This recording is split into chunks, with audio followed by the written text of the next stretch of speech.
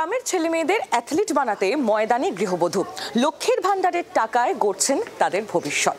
তাদের প্রয়োজনীয় জুতো, সরঞ্জাম এবং প্রয়োজনীয় খাবারের যোগানও দিচ্ছেন তিনি। কাজল মালিক দিগারের মানবিকতাকে কুর্নিশ জানাচ্ছে হুগলির কুসুমা গ্রামের বাসিন্দারা। রাজ্যের মুখ্যমন্ত্রী মমতা বন্দ্যোপাধ্যায়ের স্বপ্নের প্রকল্প লক্ষ্মীর ভান্ডার। 2021 সালে শুরু হওয়া প্রকল্পের সুবিধা পান রাজ্যের কোটি কোটি মহিলা। এই প্রকল্পের টাকা নিয়েই এবার গ্রামের ভাবী অ্যাথলিটদের পাশে দাঁড়ালেন কাজল মালিক দিগার।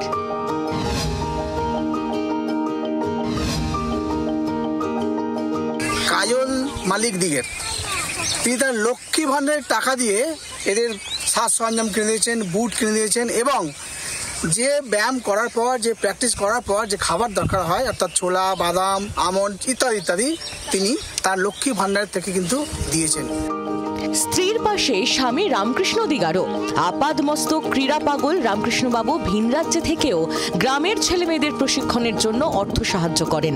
নিজের ছেলের পাশাপাশি চান বাকিরাও পারদর্শী হয়ে উঠুক, আর সেই কাজে সাধ্যমতো স্বামীকে সহযোগিতার হাত বাড়িয়ে দিচ্ছেন স্ত্রী কাজল।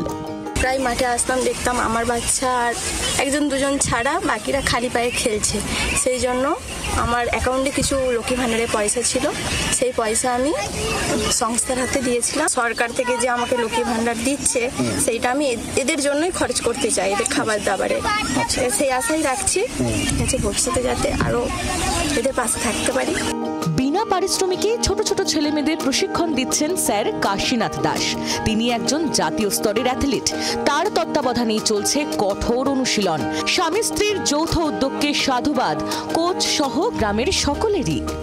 এখনকার দিনে লক্ষ্মী ভান্ডার থেকে অনেক মেয়েরা সাজা গুজার ব্যাপার দিকটা দেখায় এবং টাকা সঞ্চয় করার দিকটা থাকে, ভবিষ্যতের কথা চিন্তা করে। উনি সেই ভবিষ্যতের দিকটা না চিন্তা করে উনি এইভাবে ছেলে মেয়েদের পাশে এসে দাঁড়াবেন, শিশুদের ভবিষ্যৎ চিন্তা করেন। ওনার ছেলের সাথে সাথে উনি একজন মা হয়ে আরও এই ছেলের কথা যে ভেবেছেন, খুব দৃষ্টান্ত জিনিস। আমাদেরই গ্রামের যে আমারই সহপাঠী সব রামকৃষ্ণ দিগার এবং ওনার স্ত্রী যে একটা সুন্দর এরকম একটা মহৎ কাজে উপলব্ধি হয়েছে। এরা কারো কিছু না নিয়ে নিজের প্রচেষ্টায় নিজের লক্ষ্মী ভান্ডারের সঞ্চয়িত টাকা থেকে খুবই ভালো লাগছে।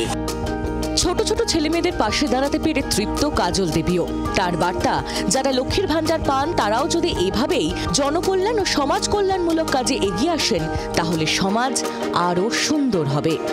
আরামবাগ থেকে দিব্যেন্দু সরকারের রিপোর্ট, জি24 ঘন্টা। বাংলার আওয়াজ, বাঙালির আবেগ, জি24 ঘন্টা।